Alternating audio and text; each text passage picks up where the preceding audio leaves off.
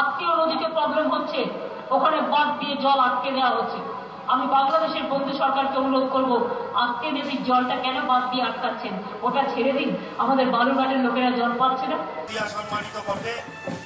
মঙ্গলবার দুপুরে কোচবিহারের পিপলস পার্টির দেয়া এক সংবর্ধনা অনুষ্ঠানে পশ্চিমবঙ্গের মুখ্যমন্ত্রী আত্রাই নদী থেকে বাঁধ সরিয়ে নেওয়ার আহ্বান জানান। পাশাপাশি তিস্তায় পানি নেই, তাই বিকল্প নদী থেকে পানি নেবার প্রস্তাব আবারও দেন তিনি।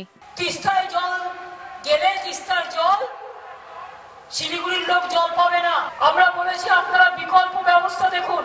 ভৌগোলিকভাবে আত্রাইয়ের উৎপত্তিস্থল পশ্চিমবাংলায়, যা দুবার বাংলাদেশকে অতিক্রম করে। প্রথমে দিনাজপুর জেলার মধ্য দিয়ে প্রবাহিত হয়ে ভারতের দক্ষিণ দিনাজপুর জেলার মধ্য দিয়ে আবারও পত্নীতলা দিয়ে বাংলাদেশে প্রবেশ করে। নদী গবেষকরা বলছেন, বাংলাদেশে আত্রাই নদীতে কোনো স্থায়ী বাঁধ নেই।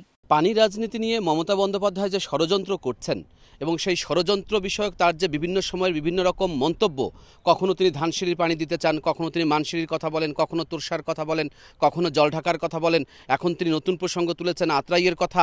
আসলে প্রসঙ্গ তো হচ্ছে তিস্তা। তিস্তা নদীটি আগে পূর্বে করতোয়া, পশ্চিমে পুনর্ভবা ও মধ্যে আত্রাইয়ের মাধ্যমে প্রবাহিত হতো।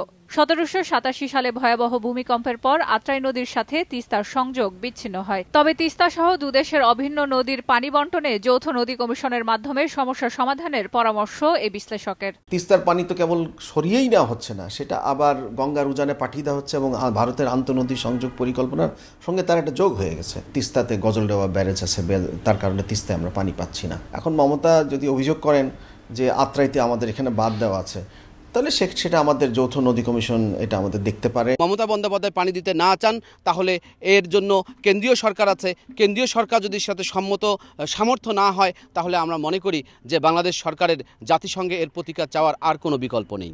এদিকে নীলফামারী তিস্তা নদীর উজানে ভারত জলপাইগুড়ির মালবাজার মহকুমায় গজলডোবায় বাঁধ নির্মাণ করে বাংলাদেশের স্বাভাবিক জলপ্রবাহ নিয়ন্ত্রণ করছে। তিস্তার মূল প্রবাহ ভারত প্রত্যাহার করে নেয়ায় ডালিয়া ব্যারেজে আসা পানির প্রবাহ প্রায় শূন্য। এতে তিস্তা পাড়ের লাখ লাখ মানুষ বিভিন্নভাবে ক্ষতিগ্রস্ত হচ্ছে।